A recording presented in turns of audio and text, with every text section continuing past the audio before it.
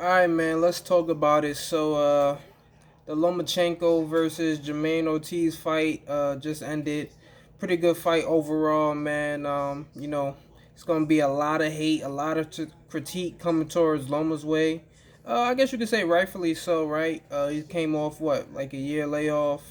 Got back in the ring. His last fight was versus Comey.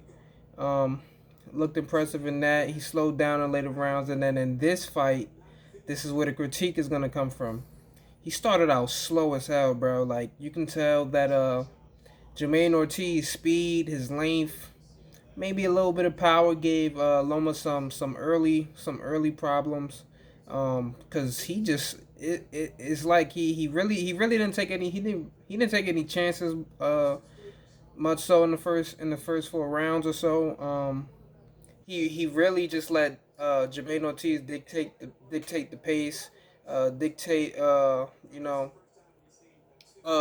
just dictate the pace and whatnot, right? So he started out slow, was down 4 rounds, 4 rounds on my scorecard at least. I think maybe the third round it was either the third. I think it was the third round that was a swing round, but it could have went either way. But I felt like Jermaine ended the round pretty well, so I gave it to him. Now the CompuBox numbers will say that Jermaine got smoked, but I don't really go off the CompuBox. I just go off the eye test. And I had Loma slightly losing that round. So after the first four, I think I gave Loma the fifth and the sixth. I gave Loma the fifth and the sixth, and then I think I gave Jermaine Ortiz the sep. I gave what was it? I think I gave him the seventh or the eighth, and then he didn't win a round after that. So I gave him the first four, and then I gave him one of the rounds either between 7 or 8. And then Loma swept 9, 10, 11, 12. He swept those rounds. He ended it strong, like he needed to do. He took him into deep waters, as they would say, and he handled business, right? He needed every single one of those rounds, bro. Like he literally needed 9, 10, 11, 12 for sure. Like if he didn't get those rounds, I probably would have scored a draw or whatnot. Two of the judges, well, one of the judges had the exact same scorecard I had. He had a 115, 113. Another judge had it 116, 112. And then this judge, one of the judges is fucking crazy. They had it 117, 111. So you could kind of feel like the fix was in a little bit, right? That top rank bias. We already know what's at play. We're not stupid. We already know the Lomachenko versus Devin Haney fight is next. I think there won't be much problems making that fight. Loma already conceded to giving Devin Haney the A side. He said he'd fight him anywhere. So Top Rank, I think Top Rank will do right by both these guys. So I don't think there'll be much problems there. Now this is what I really want to talk about, man. A lot of you people are down on Loma and just taking Haney and saying Haney just washes Loma because of this performance. You niggas is fucking bugging. Loma's taking that little he's taking that little young whippersnapper out of here. I'm gonna tell y'all right now, styles make fights, bro. This is what you guys don't understand. I think you guys look at how one person fought one guy and then think that's how it's gonna translate to another person. Yes, Haney has speed, like Ortiz has the length. But he's not that fucking unorthodox like Jermaine Ortiz was. Like Jermaine Ortiz literally switching to southpaw. He's literally throwing punches at weird ass angles. He's throwing them, kind of off balance and everything, like leaping out in front. Haney does not fight nowhere near that unorthodox. Haney also, I guess you could say he has respectable power, but I felt like Jermaine Ortiz hit Loma with enough good shots that Loma respected his power and then just get kind of reckless in there. And I don't think Devin Haney has that, right. We've seen it, bro. He's fought guys who every single time they lost by knockout. Linares, every single one of his losses, I think he got 6 or 7 losses, all by fucking knockout. Gamboa, all his fucking losses by fucking knockouts. He got fucking dropped at least like Gamboa has been dropped at least minimum like 12 to 15 times in his career. and Devin Haney not once dropped him. So I'm not really having that problems with Loma. I think yes, I'm not saying Loma just. I'm not gonna say he just washes the floor with Haney, but he definitely wins. I'm going Loma 8-4. 116, 112. He might even stop that boy. I'm dead ass. He might stop that boy. I'm not trolling at all, man. I am trolling a little bit, but I definitely have Lomachenko winning. Um, it's gonna be a good fight. I seen how Devin Haney struggled with a southpaw a little bit, man. Like we're acting like Devin Haney is just so invincible. He's just gonna beat everybody he goes against. It's not the case. Jojo Diaz, who's a much smaller fighter, doesn't have the same boxing IQ of Aloma, was able to take 3 rounds on Haney in my scorecard. So, I mean, like I said, styles do make fights. Not everybody fights the same, but Jojo Diaz is another short fighter who doesn't have the timing or the speed or the IQ of Loma. And he was able to put some pressure and back Haney up a lot of the times throughout that fight. And that's the thing, too, right? I don't think Devin Haney's gonna sit in that pocket and exchange with Loma. So if he's fighting off the, if he's, I think he's gonna fight the majority of the fight off the back foot, and have Loma coming towards him. He's gonna try to counter, right?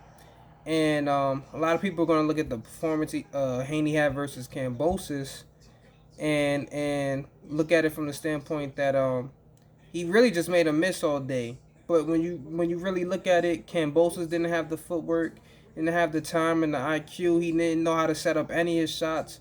Loma, and this is we also got to take into account too. A year off, a year layoff. I'm pretty sure this fight when they set it up is gonna be sometime. If I had to guess, because we're in the end of October. I say March, April, sometime around there. So he's getting right back in the ring for the most part. I'm pretty sure. Like I said, I don't think these are gonna be some type of Errol Spence Terence Crawford negotiations that's getting stalled out and pushed back. Fight should be easy to make, and yeah, I think they're getting right back in there, man. So this is gonna be a huge fight. Of course, whoever if Loma wins that, I think it sets up for the Shakur versus Loma fight, and that's gonna be a crazy.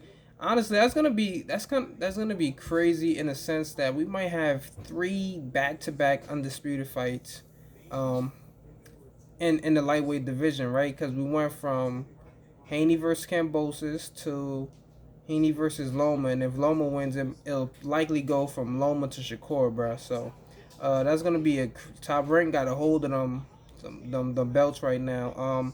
Now we'll see how long that holds off for, because there's probably gonna be some mandatory shots called soon. You got Isaac Cruz, who's in line, I think, with the is he with the WBA? I think he's in line for the WBA. I might have to check that on the rankings or whatnot. I want to see where these guys are at. Let me pull that up real quick. So let's see. Actually, oh no, Isaac Cruz, he's number 2 in the WBO behind Lomachenko. Let me see where else he's at. He's 4 in the IBF, 2 in the WBC. So he'll probably have a chance at I'll say the WBC or the WBO. But after his next fight, he's definitely gonna be mandatory soon. Ryan Garcia, he's never gonna take his mandatory, so we don't gotta worry about that. He's probably gonna fight Tank at a catch weight. That's what it was reported at one point in time. So we don't gotta worry about that. Michelle Rivera, the fake Ali, he probably got a long way to go. So yeah, I think actually this fight can definitely happen, bro. I think we could definitely go from Loma versus Haney to Loma versus Shakur for undisputed. If Loma wins, by the way. So I'm predicting him to win. Should be a good fight nonetheless. Yeah, but you Loma haters is mad as hell, bro. I seen him, man. I seen the hate. Y'all wanted him to lose so fucking bad, yo. Yo, oh my god, it was comedy looking at it on my timeline. I'm not gonna lie, I was a little bit nervous, man. After those first 4 rounds, I'm like, god damn, You gonna compute all day, motherfucker? Like go put your foot on the pedal, man. Put the pressure on this young boy, man. And you see if you guys really observe the fight, you can see that Jermaine Ortiz he tired down. This was his first 12-round fight. He probably was expending so much energy, like that's why he probably I'm not gonna say dominate the first four. That's probably why he won the first four, because he pretty much was coming with his all. But he put up a good fight, man. I honestly didn't see him being this good. Like I'm not gonna lie to you, I consider putting some money on one of these offshore books and betting a Lomachenko knockout. I'm glad I didn't. Jermaine Ortiz showed he was a tough competitor. We seen he just beat Jamel Herring, former champion, at 130. So he's a tough out. Honestly, I think he'll give any of these guys a tough fight. Especially once he starts getting more 12-round fights under his belt, it'll be a problem. So with that being said, man, I think I'm gonna end it like that, man. I got this football game on. It's probably mad loud as probably loud as hell in the background. But yeah, that's it. That's it for my fight recap. What I think is gonna happen next and everything like that. I would love to hear what you guys think in the comment section below. Don't forget to like, subscribe, comment, do all that good stuff, man. I'm out. Peace.